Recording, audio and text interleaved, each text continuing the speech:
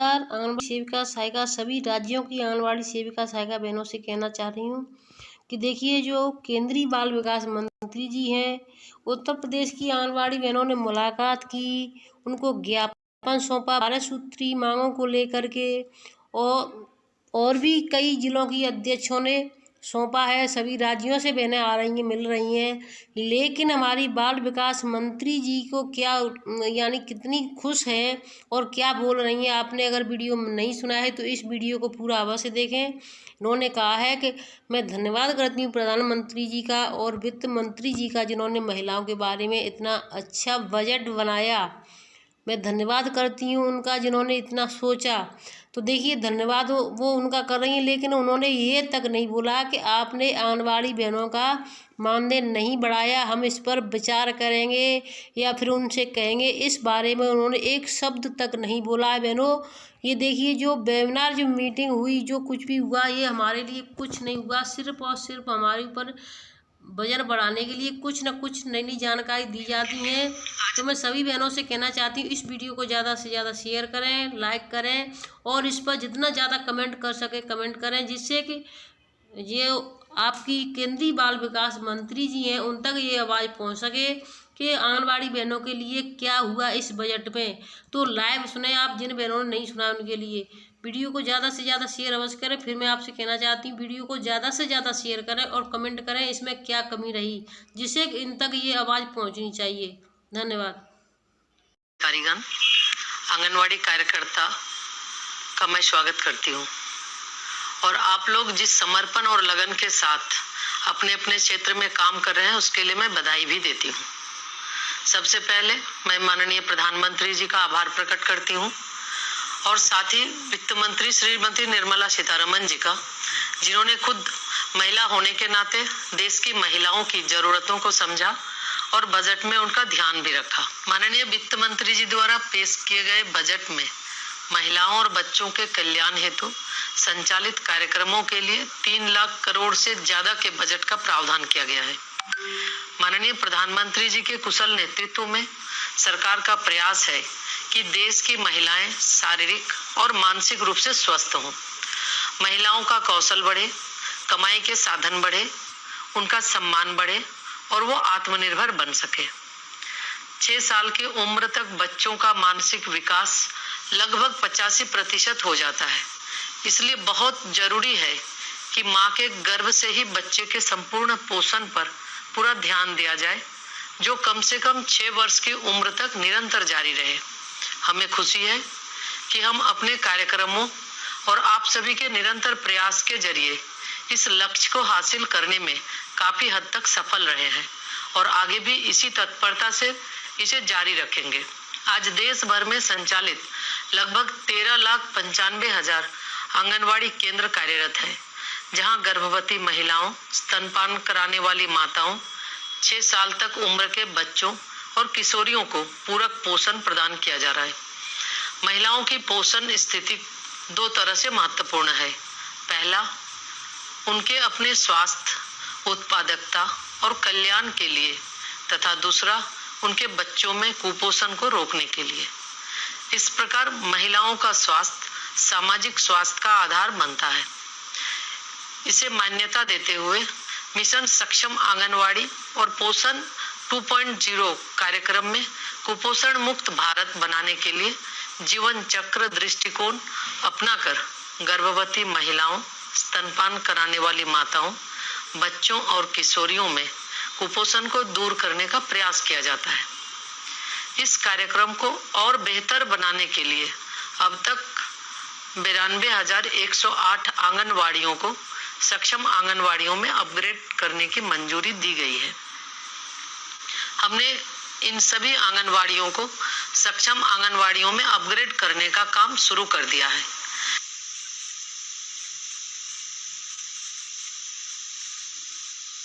सहायता सामग्री और पोषण वाटिका आदि होंगे। मंत्रालय ने विभिन्न राज्यों, संघ राज्य क्षेत्रों से प्राप्त प्रस्तावों के अनुसार लगभग 6,000 आंगनवाड़ी शिशु गृह पहले ही स्वीकृत कर दिए हैं और आगे भी यह प्रक्रिया जारी रहेगी।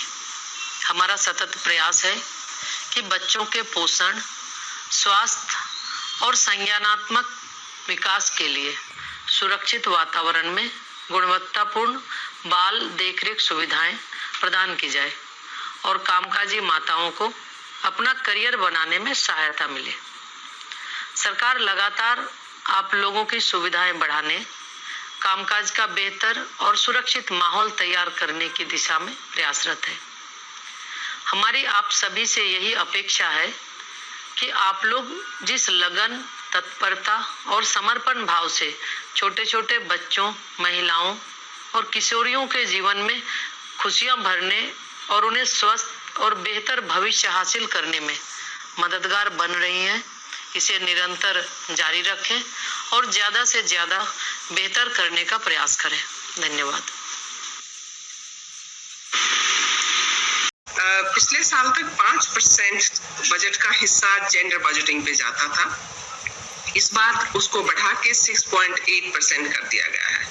अगर आप नेशनल बजट की बात करें तो ये बहुत बड़ा फिगर है और मुझे लगता है इसका असर देश की हर महिला पे, हर लड़की पर पड़ेगा, हर बच्चे पे भी पड़ेगा। अगर हम सभी ने कहा, सोनिया ने भी कहा कि अगर महिलाओं में इन्वेस्ट किया जाता है उसका बहुत ट्रांसफॉर्मेटिव इम्पैक्ट होता है और खासकर जब उसके साथ बजट भी लगा दिया जाए तो मुझे लगता है कि उसका असर जल्दी भी और ज्यादा भी होगा। इस बजट की खास बात ये रही है कि इसमें एम्प्लॉयमेंट पे और महिलाओं के उद्यमों पे बहुत ध्यान दिया गया है, जो कि देश के इकोनॉमिक ग्रोथ के लिए बेहद जरूरी है। और वो एक मुझे लगता है कि जितने भी लोग यहाँ जुड़े हैं उन सब में ये महिलाओं तक बात पहुंचाने का एक हमारा काम हो गया है कि देश ने इस तरह की प्रावधान किए हैं और हम उसका सब फायदा उठाएं। 2024-25 में 2517 करोड़ रुपए जो है वो MWCD की मिशन शक्ति के लिए, उसमें सखी निवास, उसमें पालना, उसमें Ujjwala, Swadhar, national hub for empowerment of women, इन सारी स्कीम्स के लिए पैसा दिया गया है, जो कि उसका सही प्रयोग जो है बहुत सारे इम्पैक्ट देश में लेके आएगा। वर्किंग वुमेन्स हॉस्टल एक बहुत लंबी एक जरूरत थी, मुझे लगता है महिलाओं के लेबर फोर्स पार्टिसिपेशन को इम्प्रूव करने के लिए। जैसा सेक्रेटरी साहब ने कहा कि ये एक जब तक देश का पूरा विकास नहीं होगा जब तक कि महिलाएं उसमें भागीदार नहीं होंगी, और अगर हम 50% तक महिलाएं लेके जाते हैं काम पे तो उसका देश की GDP पे बहुत असर पड़ेगा। लेकिन उसमें कुछ छोटे छोटे बैरियर्स थे, जो वर्किंग वुमेन्स हॉस्टल है, ट्रांसपोर्टेशन है, केयर वर्क का एक जो देखभाल जो महिलाएं की एक जिम्मेदारी है, वो उसके लिए इस बजट में खास करके फोकस किया गया है। और मुझे लगता है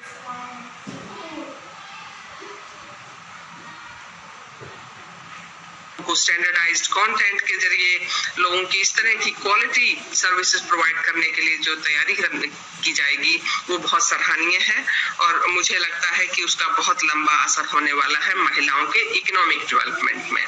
ना केवल महिलाएं और पुरुष केयर सेक्टर में काम करेंगे बल्कि एक बेहतरीन सर्विस प्रोवाइड करने के लिए काम कर पाएंगे, वो एक बहुत अच्छी बात है जिसके लिए सरकार कटिबद्ध है।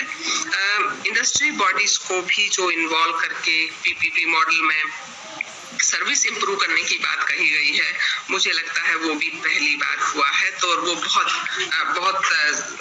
अच्छी एक पहल है।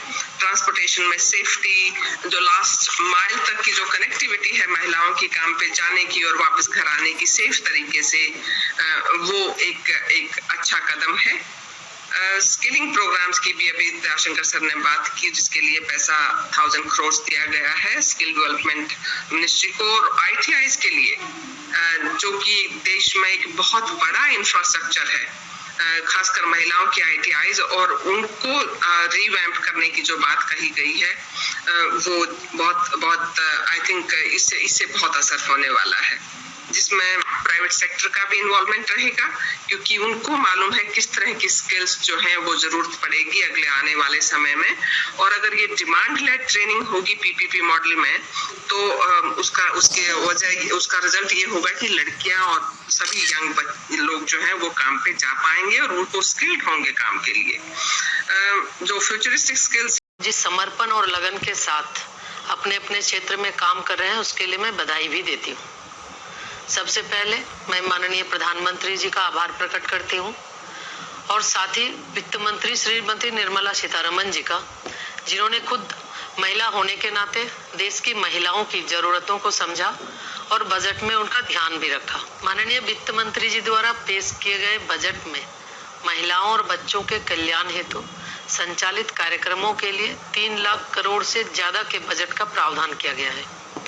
माननीय प्रधानमंत्री जी के कुशल नेतृत्व में सरकार का प्रयास है कि देश की महिलाएं शारीरिक और मानसिक रूप से स्वस्थ हों, महिलाओं का कौशल बढ़े, कमाई के साधन बढ़े, उनका सम्मान बढ़े और वो आत्मनिर्भर बन सके। 6 साल की उम्र तक बच्चों का मानसिक विकास लगभग 85% हो जाता है। इसलिए बहुत जरूरी है कि माँ के गर्भ से ही बच्चे के संपूर्ण पोषण पर पूरा ध्यान दिया जाए, जो कम से कम 6 वर्ष की उम्र तक निरंतर जारी रहे। हमें खुशी है कि हम अपने कार्यक्रमों और आप सभी के निरंतर प्रयास के जरिए इस लक्ष्य को हासिल करने में काफी हद तक सफल रहे हैं और आगे भी इसी तत्परता से इसे जारी रखेंगे। आज देश भर में संचालित लगभग 13,95,000 आंगनवाड़ी केंद्र कार्यरत है, जहां गर्भवती महिलाओं, स्तनपान कराने वाली माताओं, 6 साल तक उम्र के बच्चों और किशोरियों को पूरक पोषण प्रदान किया जा रहा है। महिलाओं की पोषण स्थिति 2 तरह से महत्वपूर्ण है। पहला, उनके अपने स्वास्थ्य, उत्पादकता और कल्याण के लिए, तथा दूसरा, उनके बच्चों में कुपोषण को रोकने के लिए। इस प्रकार महिलाओं का स्वास्थ्य सामाजिक स्वास्थ्य का आधार बनता है। इसे मान्यता देते हुए मिशन सक्षम आंगनवाड़ी और पोषण 2.0 कार्यक्रम में कुपोषण मुक्त भारत बनाने के लिए जीवन चक्र दृष्टिकोण अपनाकर गर्भवती महिलाओं, स्तनपान कराने वाली माताओं, बच्चों और किशोरियों में कुपोषण को दूर करने का प्रयास किया जाता है। इस कार्यक्रम को और बेहतर बनाने के लिए अब तक 92,108 आंगनवाड़ियों को सक्षम आंगनवाड़ियों में अपग्रेड करने की मंजूरी दी गई है। हमने इन सभी आंगनवाड़ियों को सक्षम आंगनवाड़ियों में अपग्रेड करने का काम शुरू कर दिया है। इनमें LED स्क्रीन, स्मार्ट शिक्षण सहायता सामग्री और पोषण वाटिका आदि होंगे। मंत्रालय ने विभिन्न राज्यों, संघ राज्य क्षेत्रों से प्राप्त प्रस्तावों के अनुसार लगभग 6,000 आंगनवाड़ी शिशु गृह पहले ही स्वीकृत कर दिए हैं और आगे भी यह प्रक्रिया जारी रहेगी। हमारा सतत प्रयास है कि बच्चों के पोषण, स्वास्थ्य और संज्ञानात्मक विकास के लिए सुरक्षित वातावरण में गुणवत्तापूर्ण बाल देखरेख सुविधाएं प्रदान की जाए और कामकाजी माताओं को अपना करियर बनाने में सहायता मिले। सरकार लगातार आप लोगों की सुविधाएं बढ़ाने, कामकाज का बेहतर और सुरक्षित माहौल तैयार करने की दिशा में प्रयासरत है। हमारी आप सभी से यही अपेक्षा है कि आप लोग जिस लगन, तत्परता और समर्पण भाव से छोटे छोटे बच्चों, महिलाओं और किशोरियों के जीवन में खुशियां भरने और उन्हें स्वस्थ और बेहतर भविष्य हासिल करने में मददगार बन रही हैं, इसे निरंतर जारी रखें और ज़्यादा से ज़्यादा बेहतर करने का प्रयास करें। धन्यवाद।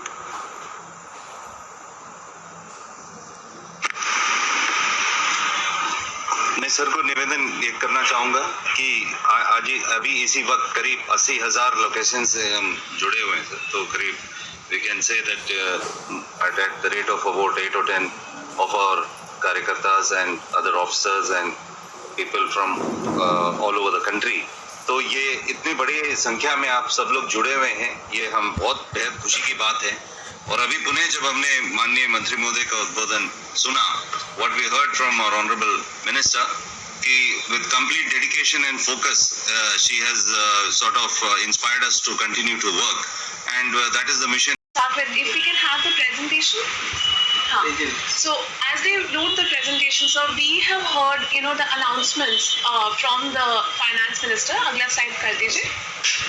और इस बार मतलब हमने सारे अनाउंसमेंट सुने फाइनेंस मिनिस्टर से, और पूरे बजट स्पीच में जिस तरह से हमारी फाइनेंस मिनिस्टर ने विमेन लेड डेवलपमेंट को और औरतों के आगे बढ़ने के लिए बहुत सारे अनाउंसमेंट्स करे हैं, सबसे पहले तो मैं उसकी सराहना करना चाहती हूँ कि अगर हम ये देखें कि सबसे पहले फाइनेंस मिनिस्टर ने अपफ्रंट ये बताया है कि जो हमारा जेंडर बजट है, मतलब पूरा बजट जिसमें औरतों के बारे में काम के बारे में एलोकेशन किया गया है, वो करीब 3 लाख करोड़ है। और ये एक अनप्रेसिडेंटेड फिगर है, मतलब इससे पहले इतना ज़्यादा जेंडर बजट जदेश जी और मैं कल सारे नंबर्स क्रंचिंग ही कर रहे थे, और हमने यही देखा कि ये सबसे हाईएस्ट एलोकेशन है पिछले 15 साल में औरतों के विमेन लेड डेवलपमेंट के लिए।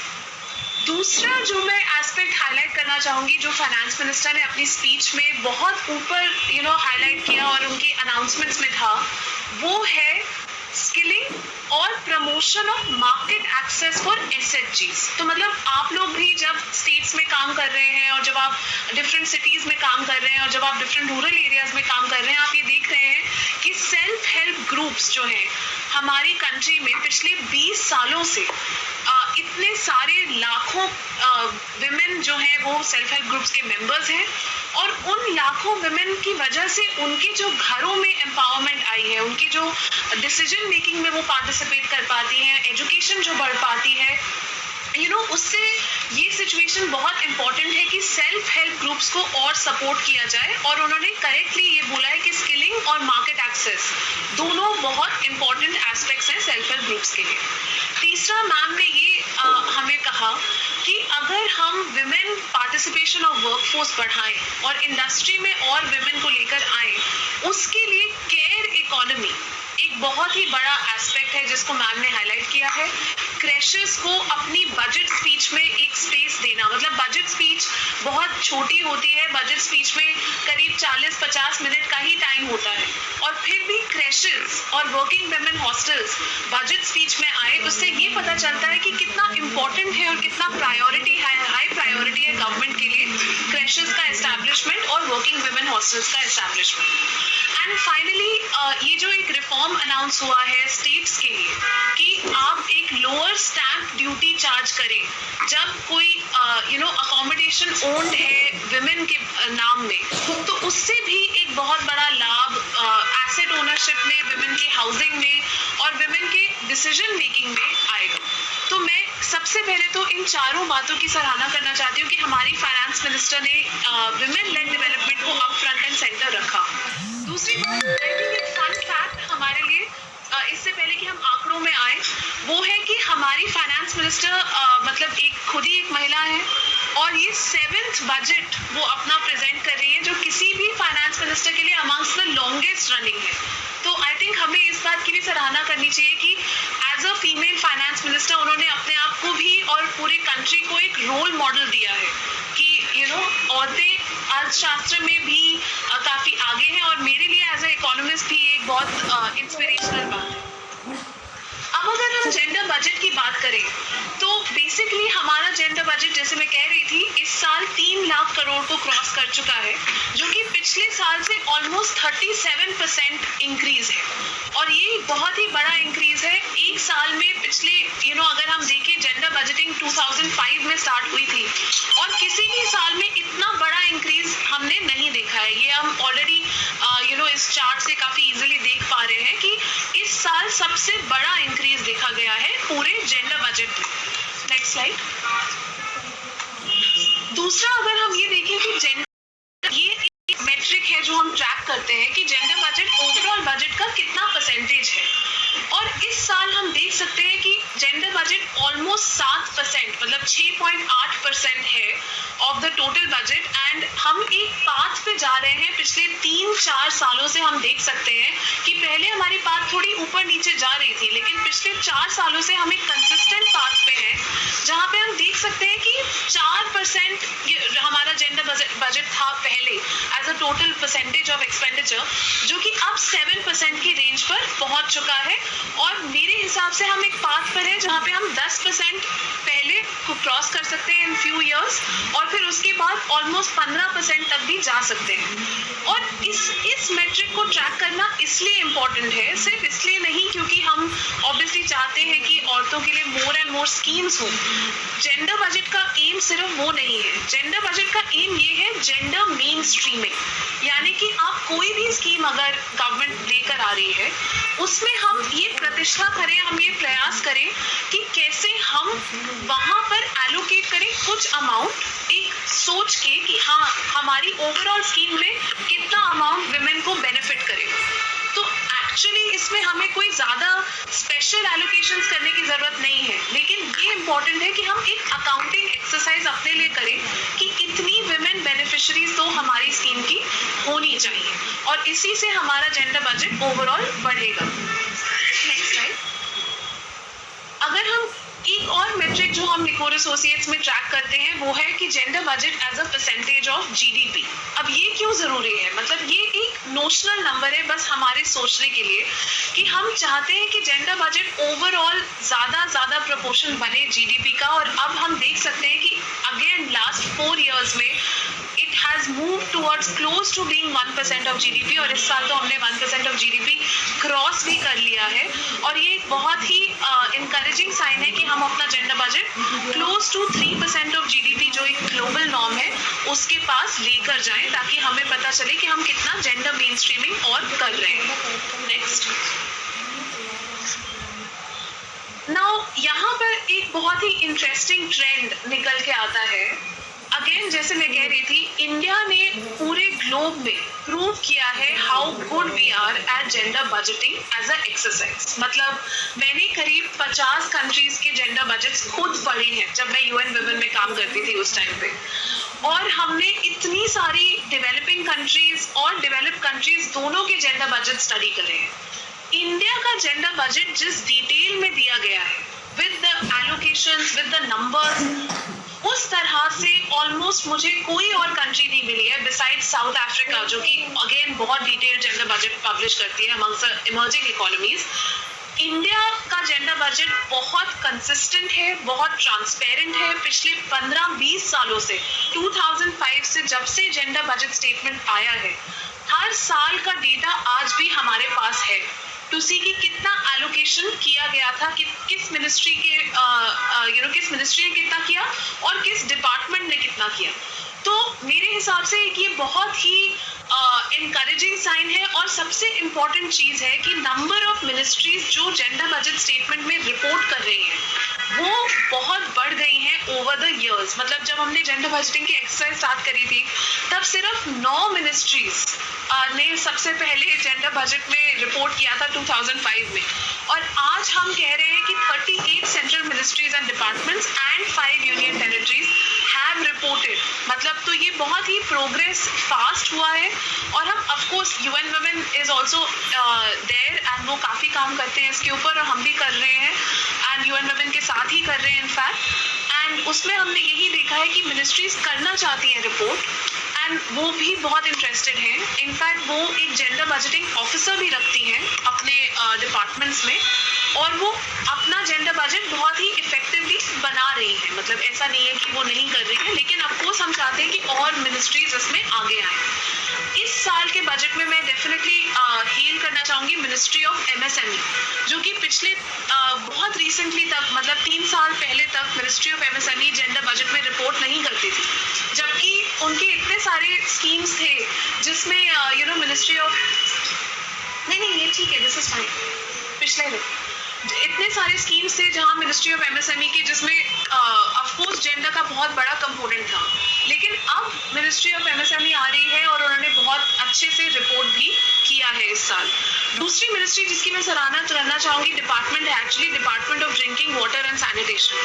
ये भी एक बहुत बड़ा, मतलब जल जीवन मिशन जब लॉन्च हुआ, एवरीबडी न्यू कि जल जीवन मिशन से विमेन बहुत बेनिफिट करेंगी, क्योंकि विमेन ही हैं जो एक्चुअली जाके वाटर कलेक्ट करती हैं, जो कि जितना टाइम स्पेंड करती हैं वाटर कलेक्शन में, एंड उसकी वजह से अब एक ये सिचुएशन हुआ है कि डिपार्टमेंट ऑफ ड्रिंकिंग वाटर और सैनिटेशन ने भी रिपोर्ट करना शुरू कर दिया है, और जल जीवन मिशन इनफैक्ट रिपोर्ट हो रहा है। तो अगर हम ओवरऑल मिनिस्ट्रीज देखें हमारे जेंडर बजट बजट में, तो ministry of health and family welfare का काफ़ी बड़ा कंट्रीब्यूशन है, अराउंड 11%, जिसमें मेनली हेल्थ इंफ्रास्ट्रक्चर कैसे विमेन को बेनिफिट कर रहा है उसकी डिटेलिंग करी गई है। दूसरा ऑफकोर्स हमारा रूरल डेवलपमेंट मिनिस्ट्री, क्योंकि MG नरेगा जो कि एक बहुत बड़ी स्कीम है रूरल डेवलपमेंट डिपार्टमेंट की, वो एक बहुत बड़ा कंट्रीब्यूशन देती है हमारे जेंडर बजट को। देन जल जीवन mission, ministry of women of course 6% of the gender budget, and हमारी मेजर स्कीम ऑफकोर्स पोषण 2.0 है, बट और भी बहुत सारी स्कीम्स हैं।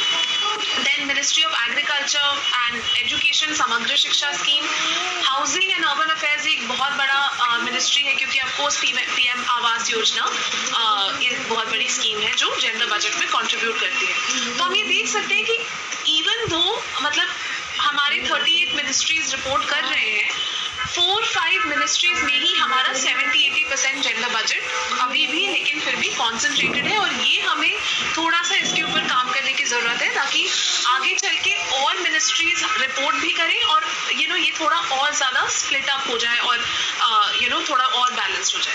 Next,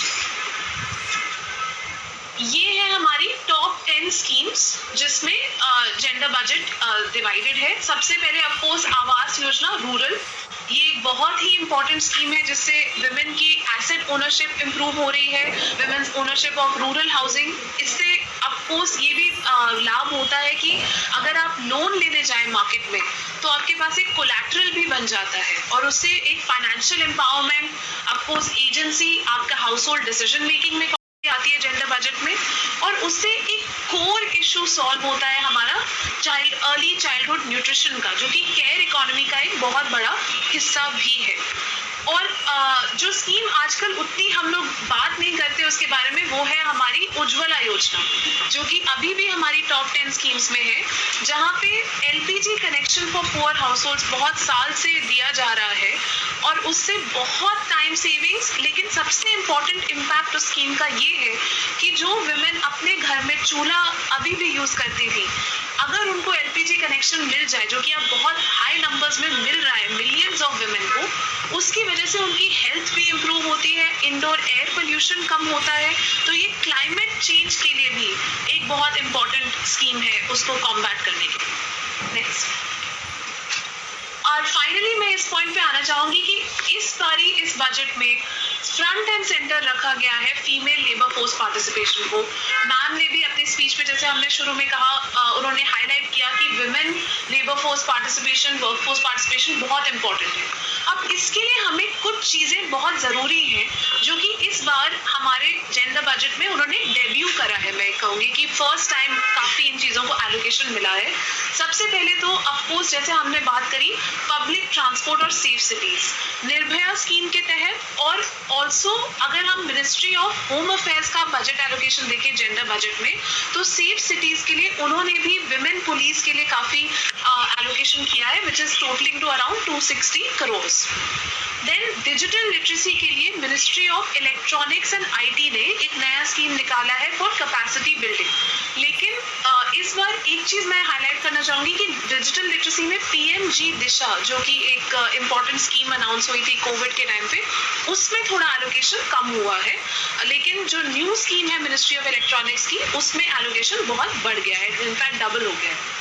then prevention of violence against women, जो कि मेनली हमारी संबल स्कीम है, जो कि मिनिस्ट्री ऑफ विमेन के अंडर ही है, उसके अंदर अगेन एलोकेशन बढ़ा है, दैट्स ऑलमोस्ट 600 करोड़। ये भी बहुत रिक्वायर्ड है, क्योंकि कभी हम लोग ये लिंक नहीं बना पाते हैं, लेकिन अगर आपका डोमेस्टिक और अनसेफ सिटीज रहेंगे तो कैसे विमेन वर्कफोर्स में पार्टिसिपेट करेंगी, वो पॉसिबल ही नहीं है। स्किल ट्रेनिंग, कांता मैम ने ऑफ कोर्स उसकी काफ़ी बात करी, एंड स्किल इंडिया मिशन सबसे बड़ा कंट्रीब्यूटर है इस स्किल ट्रेनिंग के बैंड में, लेकिन और भी मिनिस्ट्रीज हैं जो बहुत सारे स्किल ट्रेनिंग एफर्ट कर रही है। मिनिस्ट्री ऑफ MSME का एम्प्लॉयमेंट जनरेशन प्रोग्राम जो है, उसमें भी स्किल ट्रेनिंग का काफ़ी बिग कंपोनेंट है, और वो भी काफ़ी बड़ा है इस साल।